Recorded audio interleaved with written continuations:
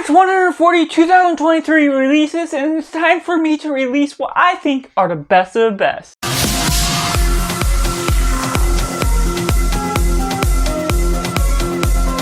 Welcome to Cinema, where we focus on film. I'm Josh, this is Simply Cinema, and today I'm going to be bringing my top 10 movies that released in 2023, at least in the US, and so that's all we're going to talk about. Let me know down in the comments below, what were your top 10 2023 releases that you personally love the most, that you think are the best, or just personally connected with you in the best way. And coming in number 10, we have The Killer, one that released on Netflix from David Fincher that I really enjoyed, just for the aspect of this hitman that's going and does a job and makes a small mistake that costs big consequences and has to go throughout this sort of espionage in order to kill people that are on top, so he can't really get in trouble. And the way that they're going about it, it has a slow, momentous character study build up that creates a lot of tension, some great action along the way, and is not the film I typically expected from this type of idea, but delivers on all of the quite clever notes that creates a great film. And coming in number 9, we have Unlocked, a foreign Korean film that creates a great atmosphere, just this idea of this boy finding this girl's phone that she dropped on the bus and being able to return it to her, hack, and being able to track her every move, and just discovering so much more about the hacker along the way, as well as about the girl. The way they study these characters in all the right notes creates a great way of building a villain and a hero that has such a simple premise and a very well grounded, down to earth, and just really excellent as a foreign film as well. And coming in at number 8, we have The Creator. Now, I love me a good sci-fi film, and this is a great exploration of a war in the future of AI versus humans, and the way the US is invading and trying to wipe out the AI, the way they create humanity out of this AI type of hero. Just this simple little girl that is so important to the civilization of AI, and what they do with that is so cleverly crafted, taking place a little bit out of order, but so well done in all of the right notes, and creating all of these great set pieces, great atmosphere that delivers on such a great AI premise that we kind of seen it before, but in this way it's done so much in a clever way that Gareth Edwards delivers excellently as the director of this film. But coming in at number 7, we have The Ironclaw. Now, this is an excellent underdog and coming of age story that has such raw emotions. It is not a happy-go-lucky film at all. It has a strict father in a toxic family environment that delivers so well in the A24 studio. So great and excellent performances. Some that got really snubbed on the Actors Awards. Just what they do with this film is so raw and emotive in the way it's delivering on this drama. And it's so heavy on everything it's trying to do, and yet delivers so well on the way it studies the psychology of the nature of this family based on a true story that is so unfortunate and so inspiring in some ways, but in the wrong ways because of how well they have to create this piece of art that delivers on such a sad way of looking at this way of life that's so toxic in the family environments. And coming in at number 6, we have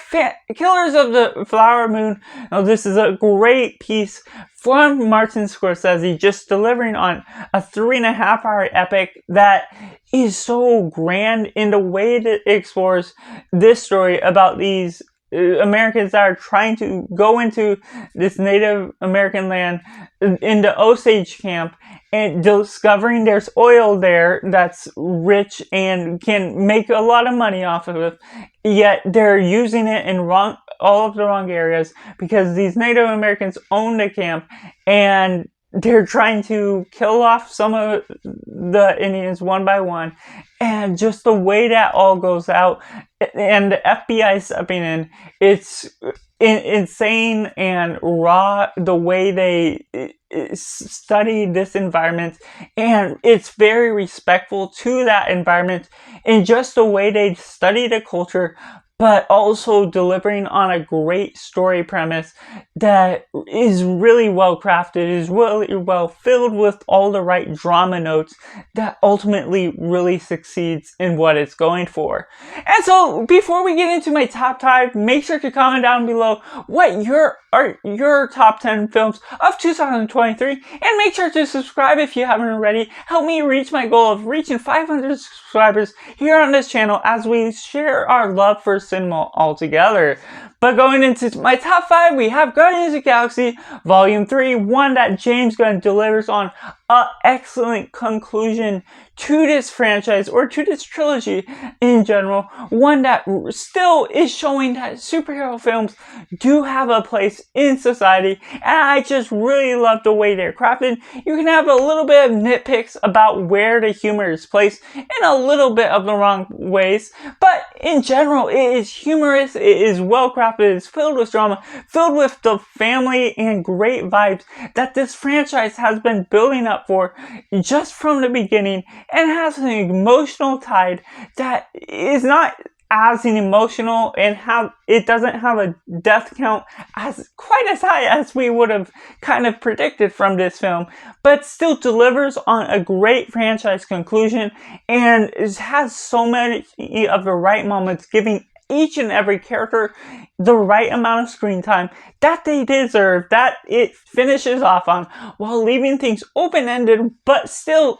delivering on a great conclusion to what James Gunn has to offer for these respective characters. And coming in number 4, we have John Wick Chapter 4, one that again delivers on a great ending, what is a supposed ending to this franchise, having a great arc for John Wick. Keanu Reeves doing such a great job on delivering on his character once again. Great set pieces that delivers on the action, and it creates a simple premise of John Wick just having to be on the run and delivering on how much he is going and being able to fight off all of these enemies and simple civilians, as the price on his head is going higher and higher, as they're creating a revenge story, as they're creating this dynamic where he is the hitman, the boogeyman of all boogeymans that has to be killed, and just the way they go about that, all the way leading up to end. It's a 3-hour piece, but again, with some of these other ones I talked about, the 3-hour duration hardly has an effect on it, as you may feel the timing, but it still delivers on filling the time in all the proper ways. And coming in number 3, we have Oppenheimer. Yes, again, another 3-hour movie piece in my top 10 that I just highly enjoy. Christopher Nolan crafting such a great film, and the soundtrack is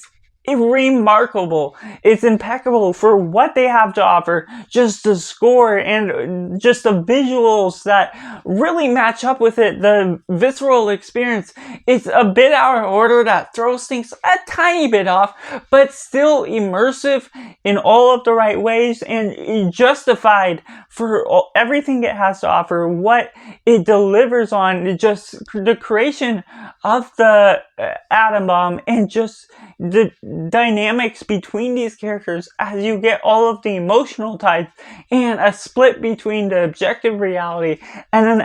also the emotions shown in color is just such a great creative choice. The black and white and colored choices that delivers in some of the definite moments that you cannot expect and cannot recreate, in moments that I would not have expected, and yet it delivers on all the right footnotes. Even if it is a slow burn in some moments, it's still a technological masterpiece that really delivers in this past year. But coming in at number 2, we have Spider-Man Across the Spider-Verse, one that's really well looked upon for how well it uses animation to create art piece after art piece each and every frame, and delivers on such great questions that you have to have within the Spider-Man universe, creating a great multiverse, making it fun, making me love Spider-Man that much more, making it so inspiring to show